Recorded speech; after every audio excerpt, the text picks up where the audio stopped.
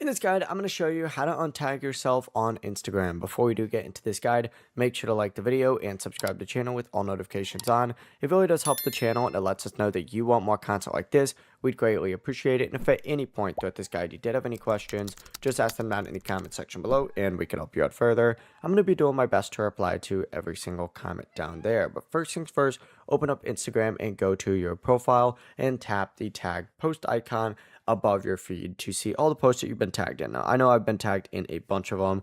A lot of these older ones or stuff from when I used to live stream a lot. But essentially, just go through here and you need to go ahead and tap the three dots on the top of the post. So for example, we go in and select this one, right? And then we could select those three dots. And then in this option, you're going to see a post option tab on here.